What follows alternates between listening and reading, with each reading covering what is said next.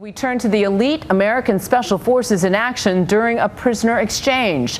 They did it in under a minute. Tonight, what really happens when these brave soldiers go behind enemy lines to rescue one of their own. Here's ABC's Martha Raddatz.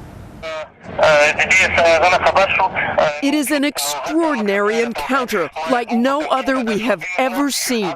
The end of a 5-year search. A Taliban propaganda video showing an elite American team swooping over the hills in a specially modified Black Hawk helicopter with surveillance aircraft and backup forces overhead.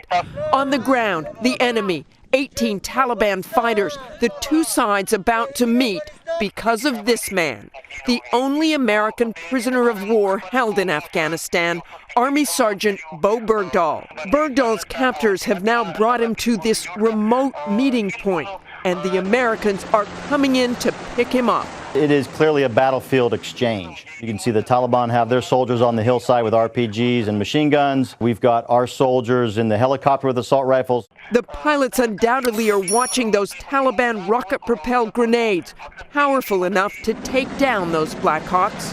They're thinking that this could be a trap. You can see that the helicopter actually circled before it landed too, and I'm sure they were looking to make sure that everything was right. Once on the ground, the years of planning now boil down to under 1 minute.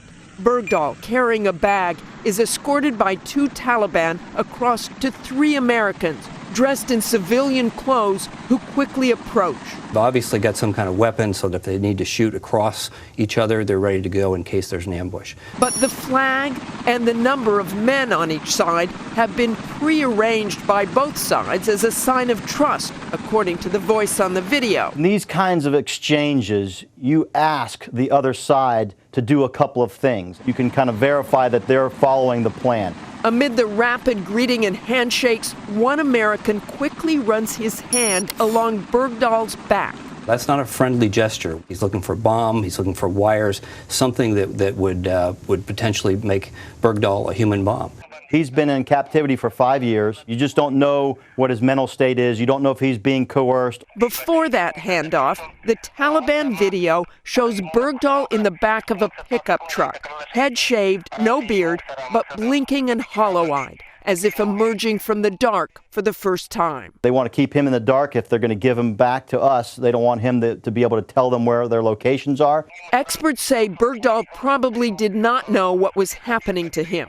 He wouldn't know if he was about to be released or something worse. He could just as easily be thinking at this point, I'm about to get executed on film for the Taliban. Leaning into Bergdahl, one of the Taliban says, "Don't come back to Afghanistan. You will not make it out next time." But take a closer look. It is a moment that might reveal something about the relationship he had with his captors. The Taliban reaches over and pats him fairly gently 3 times on the arm, like, you and I have been together for a long time. I don't want to have to kill you next time you're here.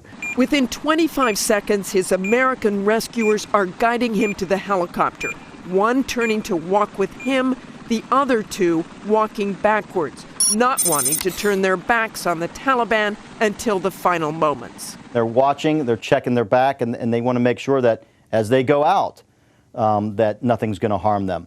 Once at the helicopter, before Bergdahl can get on board, the white bag is dropped. Then a second pat-down. Why or what was in that bag may remain a mystery. Only Bergdahl knows. Everybody's adrenaline's pumping. People are nervous. You don't know how this is going to go down. It's been smooth so far. For something to drop and somebody not to notice it could have been just an inadvertent mistake.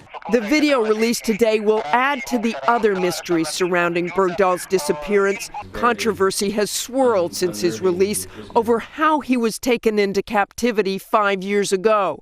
Senior officials and soldiers who served with Bergdahl tell ABC News he walked away from his base willingly.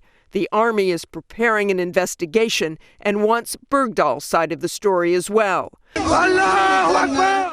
And the terms of the deal, releasing 5 high-level Taliban from Guantanamo in exchange for Bergdahl, have enraged some on Capitol Hill. These are wanted war criminals. It comes with some surprise and dismay that the transfers went ahead with no consultation, totally not following the law. But for others, Bergdahl's release offers hope. I am prisoner of the Taliban. Video today emerged of a couple who disappeared while traveling in Afghanistan nearly 2 years ago.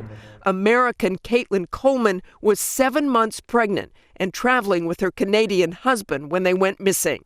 I would ask that my family and my government do everything that they can to bring my husband, child, and I to safety and freedom. The videos were reportedly emailed to Coleman's father last summer, and her family told the Associated Press they released the video today in light of the publicity surrounding Bergdahl's release and growing concerns about her health. She has a liver ailment, which requires treatment. As for Bergdahl, he remains at Landstuhl Military Hospital in Germany and has still not spoken with his parents. While the handover may have taken just under a minute, his recovery will take much longer. But as he flew away from Afghanistan and realized he was safe and in the hands of American forces, he broke down and wept. For Nightline, I'm Martha Raddatz in Washington.